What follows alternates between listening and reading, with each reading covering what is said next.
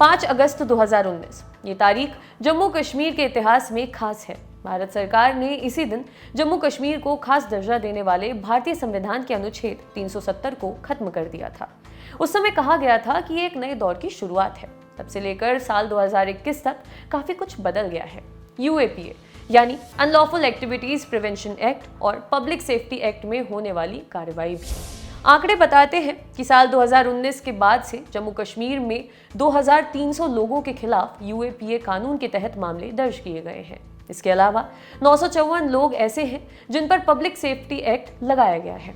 UAPA में न सिर्फ सख्त सजा का प्रावधान है, बल्कि जमानत मिलने के नियम भी काफी सख्त हैं। शायद यही वजह है कि यूएपीए के तहत केस का सामना कर रहे 2300 में से करीब 46% लोग अब तक जम्मू कश्मीर या दूसरे राज्यों की जेलों में बंद हैं।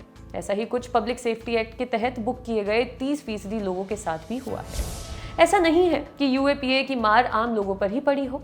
कश्मीर के बड़े नेता भी इसके शिकार हुए हैं। अंग्रेजी अखबार द इंडियन एक्सप्रेस ने आधिकारिक पुलिस डेटा का हवाला देते हुए लिखा है कि साल 2019 में पब्लिक सेफ्टी एक्ट में 699 लोगों को गिरफ्तार किया गया।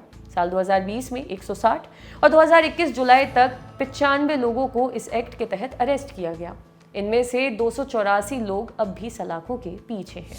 5 अगस्त 2019 को जम्मू कश्मीर का खास दर्जा खत्म होने के 30 दिन के अंदर तकरीबन 290 लोगों पर पब्लिक सेफ्टी एक्ट लगाया गया। इनमें जम्मू कश्मीर के पूर्व सीएम फारूक अब्दुल्ला, उमर अब्दुल्ला और महबूबा मुफ्ती शामिल हैं। अखबार ने सरकारी सूत्रों के हवाले से दावा किया है कि जिन पर पब्लिक सेफ्टी कानून लगा उनमें कश्मीर क्षेत्र के कम से कम 250 लोग थे। लोगों की सिर्फ गिरफ्तारी ही नहीं हुई, बल्कि हजारों लोगों को पूछताछ के लिए भी हिरासत में लिया गया। साल 2019 से जुलाई 2021 तक जिन 2364 लोगों को यूएपीए में हिरासत में लिया गया था, उनमें से 1100 लोग अब भी जेल में हैं। जहां पब्लिक सेफ्टी एक्ट के तहत गिरफ्तारी के मामलों में 2020 के बाद कमी आई है, वहीं यूएपीए के मामले बढ़े हैं। अखबार ने एक लीगल एक्सपर्ट के हवाले से लिखा है कि ये सुरक्षा एजेंसियों की तरफ से लाया गया एक बदलाव है। इसके जरिए ज्यादा सख्त कार्रवाई की कोशिश दिखती है। पब्लिक सेफ्टी एक्ट में कस्टडी को बढ़ाने के लिए बार बार एक्सटेंशन लेना पड़ता है।